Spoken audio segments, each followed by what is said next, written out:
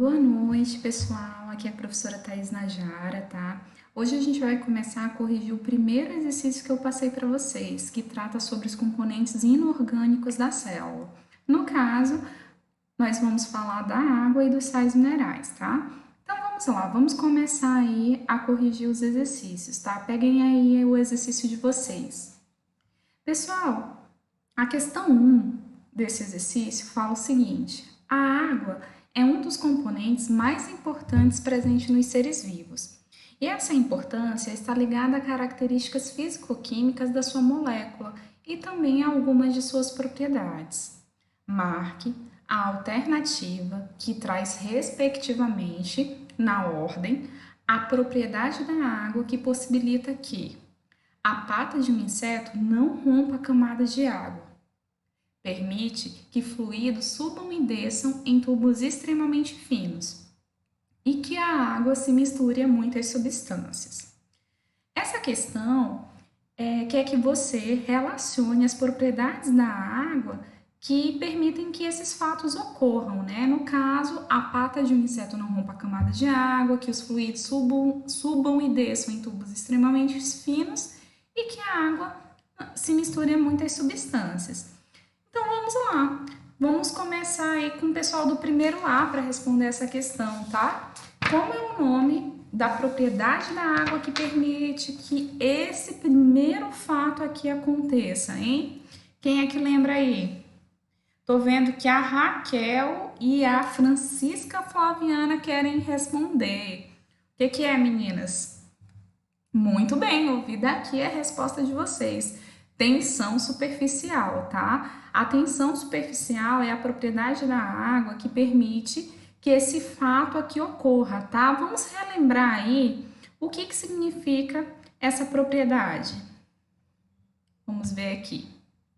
Pessoal, a tensão superficial, ela é resultado da forte atração entre as moléculas da água, tá? Vamos ver aqui, ó. Eu mencionei para vocês que as moléculas da água, elas se ligam uma à outra por meio de uma ligação conhecida como ligação de hidrogênio ou pontes de hidrogênio. Essas ligações, elas são ligações relativamente fortes, tá? E elas permitem que na superfície dos líquidos forme-se tipo uma película muito fina, como se fosse uma membrana elástica. E essa membrana, ela permite, né, que os insetos eles possam caminhar, como vocês estão vendo nessa imagem aqui, sobre a água, sem afundar, tá? Então ele não consegue romper essa película, que é resultado dessa forte atração entre as moléculas de água. Então a propriedade da água que permite que isso aconteça é chamada de tensão superficial. Se vocês forem aqui na alternativa, vocês vão perceber que eu só encontro tensão superficial na alternativa E e na alternativa B. Então, você já pode eliminar a letra A letra C e a letra D, né? Então, a gente só ficaria entre a E e a B aqui. Beleza. Qual é o nome, gente, da outra propriedade que permite que fluidos subam e desçam em tubos extremamente finos? Vamos lá, o pessoal do primeiro B quer responder essa, né? Danilo, Elisama, José, vamos lá? Vamos responder essa? Ouvi daqui, né? Capilaridade, isso mesmo. Se vocês estivessem na dúvida e não soubessem essa questão, vocês já iam também descobrir a resposta, porque na opção B e E eu só tenho a palavra capilaridade logo depois, tá? Então, como ele pede na ordem, e a gente já tinha eliminado a A, C e a D, a única propriedade que poderia ser a capilaridade, tá? Então, capilaridade é a propriedade da água que permite que fluidos subam e desçam em tubos extremamente finos. Vamos ver aqui uma imagem, ó. A água, ela sempre consegue se deslocar mais em tubos extremamente finos, com diâmetros menores, tá? Como vocês podem aqui ver, ó, eu tenho aqui 3 tubos com diâmetros diferentes e a água ela consegue se deslocar mais aqui naquele tubo que tem um menor diâmetro. Essa propriedade da água é chamada de capilaridade. Beleza? E vamos para a última agora. Como é o nome da propriedade da água que permite que ela se misture a muitas substâncias? Essa a gente conversou bastante em sala, né, gente? É chamado de solvente universal. O que quer dizer isso? A água ela consegue se misturar, dissolver muitas substâncias, sais, açúcares, né? Entre outras substâncias polares, tá? Então, essa capacidade da água se misturar a muitas substâncias é conhecida como solvente universal. Então, a resposta certa seria a letra B. Vamos continuar aqui, vamos para a questão 2 agora. Pessoal do primeiro C tá ansioso para participar, estavam com ciúme aí de vocês porque vocês tinham respondido a primeira questão. Então, vamos lá. A água apresenta inúmeras propriedades que são fundamentais para os seres vivos. Analise as alternativas abaixo e identifique quais dentre as características a seguir relacionadas estão incorretas. Em seguida, reescreva as frases da maneira correta. Então, na questão 2, ele não quer que você marque as alternativas, marque uma das alternativas. Ele quer que você identifique qual dessas alternativas estão incorretas e aí você reescreva elas da maneira correta. Então, essa questão ela vem tratando ainda sobre a água. Vamos ver o que é a alternativa A.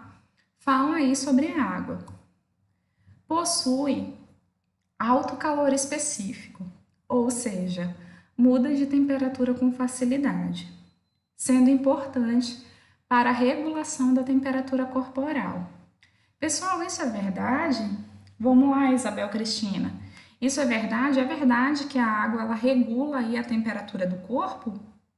Sim, muito bem, isso mesmo, Isabel. Ela regula aí a temperatura corporal, ela auxilia na temperatura corporal, né?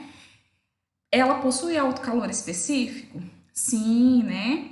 Ou seja, isso significa que ela muda de temperatura com facilidade? Não, de jeito nenhum, tá? Quando eu digo que a água ela possui alto calor específico, eu estou falando que ela não muda de temperatura com facilidade. Então, o erro da questão A está justamente aqui, ó, que ele afirma, a questão afirma que ela muda de temperatura com facilidade. Você vai reescrever colocando um não, uma negação bem aqui, ok? Aí ela está incorreta em função disso. Agora vamos lá, Franciele. Me responde se a B está incorreta ou correta, hein? A água, ela atua como solvente, ou seja, ela é capaz de se misturar muitas substâncias? Muito bem, sim, né? Ouvi você falar daqui. Isso significa também que ela é importante no transporte de substâncias dentro do corpo? Muito bem. Isso mesmo, com certeza. A água devido a essa capacidade dela dissolver, se misturar muitas substâncias, ela ajuda a transportar vários componentes dentro do corpo, tá? Várias substâncias, proteínas, vários tipos de sais também, açúcares, entre outros. Então, a letra B você não precisa corrigir, tá corretíssima. Vamos agora para a questão número C, né? Vamos lá, seu Salvador. E essa aqui? É verdade que seu ponto de ebulição é entre 0 e 100 graus Celsius? O que é mesmo ponto de ebulição da água, gente? É quando ela passa do estado líquido para o gasoso, né? Isso acontece entre 0 e 100 graus Celsius? Não, né? De jeito nenhum. Isso acontece a partir de 100 graus Celsius. Então, o ponto de ebulição da água é 100 graus Celsius. Quando chega essa temperatura, ela começa a passar de líquido, do estado líquido, para o estado gasoso. Então, faça a sua correção aí. Letra D. É verdade, gente, que a molécula da água é polar? O que isso significa mesmo quando eu digo que a molécula da água é polar? Vamos ver aqui, ó. Significa que ela possui cargas diferentes nos polos, tá? Aqui na estrutura do oxigênio, eu tenho carga negativa. Aqui na estrutura do hidrogênio, eu tenho carga positiva, tá? Isso quer dizer que ela é uma molécula polar. Vamos lá continuar vendo o que a questão fala. Sendo formado por dois átomos de oxigênio ligado a um átomo de hidrogênio? Não, né? É ao contrário, ele trocou, tá? Então temos que corrigir. Vou mostrar aqui novamente, ó, um átomo de oxigênio, dois átomos de hidrogênio. E a última agora, participa de várias reações químicas dentro do corpo. A água participa de reações químicas dentro do corpo? Com certeza. As reações químicas que ocorrem dentro do corpo, elas ocorrem em meio aquoso, tá? Sendo que as reações de hidrólise resultam na separação de substâncias, enquanto a síntese por desidratação resulta na junção de substâncias. Isso é verdade? Primeiro vamos aqui entender o que significa a palavra hidrólise. Hidro significa água, lise significa quebra. Então, nesse tipo de reação ocorre a quebra de alguma coisa na presença da água. Quebra, quando eu quebro alguma coisa, eu separo. Então, esse tipo de reação vai resultar na separação de substâncias, está correto? Enquanto que a síntese, o que é síntese? Produção por desidratação. Desidratação é perda de água, tá? Então, eu vou juntar alguma coisa, mas para isso acontecer, eu vou perder uma molécula de água. Quando eu produzo alguma coisa, eu vou juntar alguma coisa. Então, tá correto. Na síntese por desidratação, há como resultado a junção de substâncias, tá? Então, essa aqui você não precisa corrigir. Muito bem, pessoal do primeiro C, foram excelentes, tá? Então, você corrige a letra a letra C e a letra D. E agora vamos para a última questão, a questão 3. Vem falando agora sobre os sais minerais, tá? Ele vai pedir para você associar os elementos químicos da coluna superior com as funções orgânicas da coluna inferior. Então, aqui eu tenho alguns sais minerais, o magnésio, o potássio, o iodo, o cálcio, o sódio e o ferro. E aqui ele dá várias funções desses sais minerais, ele quer que você relacione corretamente. E depois que você marque a alternativa que traz a sequência correta, na ordem de cima para baixo, tá? Ele quer nessa sequência. Então, vamos lá. Pessoal, qual desses sais minerais aqui, ó, é responsável pelo transporte de oxigênio? Muito bem, isso mesmo que vocês responderam, é o ferro, tá? O ferro, ele faz parte da composição da hemoglobina, que é uma proteína que transporta o oxigênio dentro das hemácias, que é uma célula sanguínea, tá? Então, consequentemente, o ferro, ele está associado ao transporte de oxigênio. E quem é aquele responsável pela assimilação de energia luminosa? Qual desses sais minerais é responsável pela assimilação da energia luminosa? Eu vou até escrever aqui para vocês, ó, 6, vamos ver como vai ficar. Vamos ver aqui qual é o outro. Qual desses sais aqui é responsável pela assimilação da energia luminosa? É o magnésio, né? O magnésio, ele é o sal mineral, né, que ajuda na absorção da energia luminosa nos vegetais, tá? Então, você colocaria um 1 já aqui.